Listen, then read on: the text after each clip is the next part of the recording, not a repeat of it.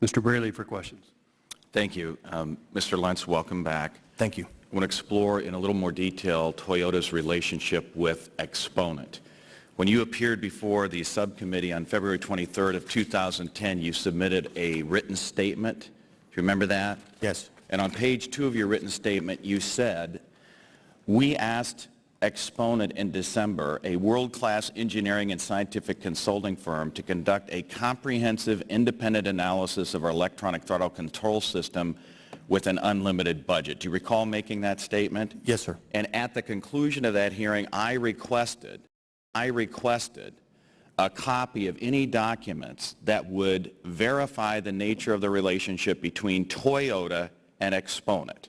And in response to that request, we received from your attorneys, King and Spalding, a copy of a document listed as Attachment A, which we'll put up on the screen and which you have in front of you. And this is an agreement dated December 7th, 2009 between Joel Smith at Bowman and Brook Law Firm in Columbia, South Carolina with Exponent. Would you agree with that? Yes. And under the term subject, it says Toyota class actions. You see that? Yes. You know what a class action is. Yes, sir. It's a group of claims against a manufacturer that have been accumulated for the purpose of pursuing relief. Did I state that correctly? Yes. And then in the first paragraph, it says, "Dear Joel," and then it outlines the scope of services under the agreement. It says, "Our scope of services is anticipated to include engineering consulting services related to class actions filed against Toyota."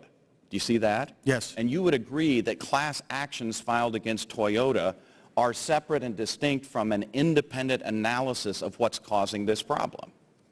I understand that, but I can tell you that... Well, let me just go on then to the rest of this letter. Down in paragraph 3, it says, and this is an agreement between Bowman and Brook, a law firm in California, and Exponent. It says, "It is our understanding that Exponent's retention on this project is solely with your organization." And the organization that Exponent is referring to is the law firm of Bowman and Brook. You would agree with that? Yes. And it says all charges incurred by Exponent on this project, and that's the Toyota class action project, will be the responsibility of Bowman and Brook, independent of other parties involved. Do you see that? Yes. So it's clear that when Exponent was first retained, they entered into an agreement with a law firm in South Carolina, not with Toyota directly, and the subject of that agreement was to investigate class action claims against Toyota. I understand. Correct?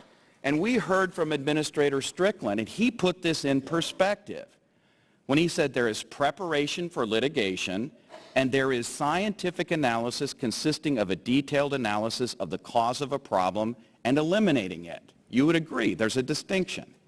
I don't know that for certain. Well, let's look at it, because we also received in Attachment D a summary of what Exponent had been paid by Toyota over the years, and it says that between 2000 and 2009, Toyota paid Exponent about $11 million for consulting services, and during the period between 2004 and 2009, it was $9.1 million. And there's a statement here, Exponent believes the result of the search provides a reasonable estimate of the gross revenues from Toyota, but they note that if that agreement does not specifically refer to Toyota by name, it may not show up in those revenues.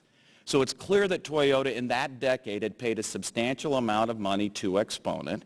And my question for you is, how can you claim that Exponent was retained by Toyota to conduct an independent investigation when this agreement we've been provided with makes it clear that they were retained by your defense law firm and it was for contested litigation, which is in no way considered an independent analysis? That is how the relationship began. But as this has evolved... Well, as of this week, before you came here, you testified that they were reporting through product liability attorneys. That changed this week. Correct. And then the other thing I want to point out is we also asked questions from Toyota and received responses And I want those put up on the screen. Question and request number 15.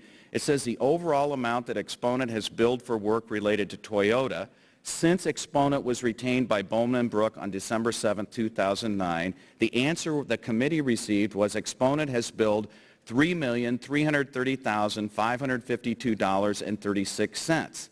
So you indicated in your written statement today that Exponent has already completed more than 11,000 hours of testing and analysis. That means that at 11,000 hours that they're billing about $302 an hour for this incredible amount of work that they've done on this project. I don't know. I don't know what the specific contract is. All I can say is I understand the perception that this is not a very transparent process.